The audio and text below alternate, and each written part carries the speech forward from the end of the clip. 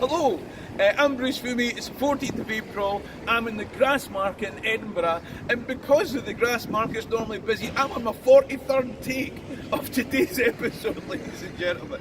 So welcome to today's episode of This Day in Scottish History. 282 years ago today, a man was brought here to Edinburgh's Grassmarket to be hung. He was a smuggler, a criminal, or a popular hero. You see, nobody likes paying tax, and in those days, poor folk would see smugglers, a bit like the guy that you get to get your knocked off fags today. He's not really a criminal, is he? That was the attitude of people both north and south of the border with England. Of course, the situation here in Scotland was special, isn't it always? Poll tax. Two words that create an emotional response like a dog salivating over a clanging bell. The thing is that Pavlov fed the dogs eventually. He didn't take away their free milk. My son hates Margaret Thatcher and he's never even met the bitch, although he has known all about the effect of her policies ever since he was a minor. In 1736, the union with England was less than 30 years old.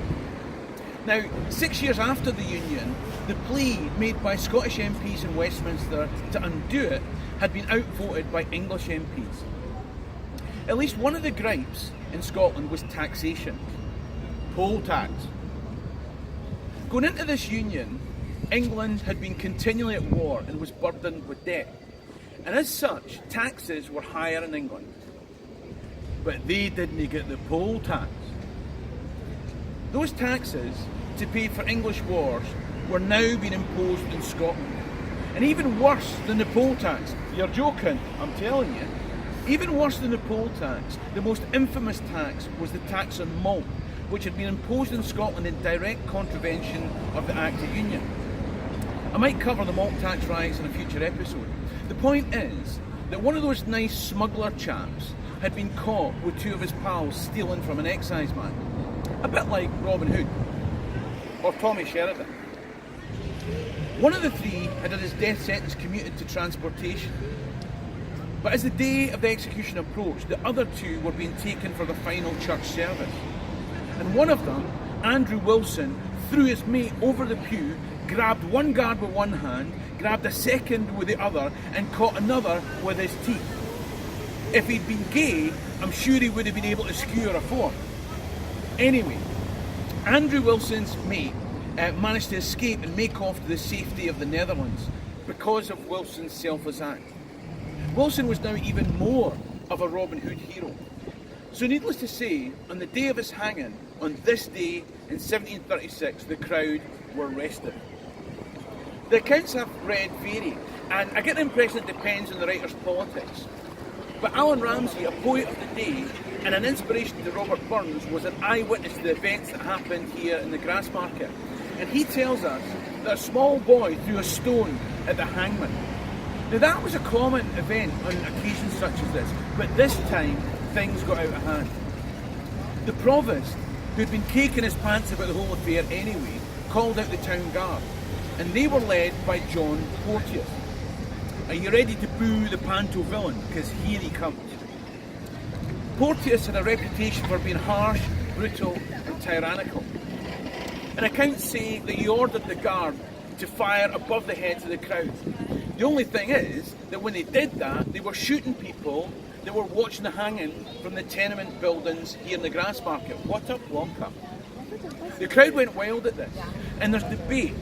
But most accounts say that Porteous ordered his men to fire into the mob. Some say that he himself fired the first shot.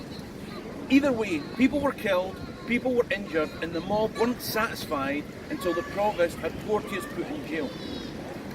Many witnesses spoke against Porteous at his trial, and having been convicted of murder, he found that he was now the star attraction at the next Grassmarket hanging. A bit like Mo Johnson switching from Rangers to Celtic. Or was it the other way around? I really don't care. Come on, the Saints. Now, the London government sought to overrule Porteous's conviction, made here in Edinburgh, and they delayed the hanging. The London government were attempting a power grab of devolved powers and people weren't having it. Politics. A mob of thousands gathered, went to the toll booth in the high street at night time, overpowered the guards, dragged Porteous down here to the Grassmarket and hung him in the most brutal fashion imaginable. I won't go into the gory details, it was bad. The government put up a reward of £200 for information leading to the capture of the perpetrators, but nobody talked. The London government tried to downgrade Edinburgh from a city to a borough and disband the town guard. Eventually, London just fined Edinburgh £2,000.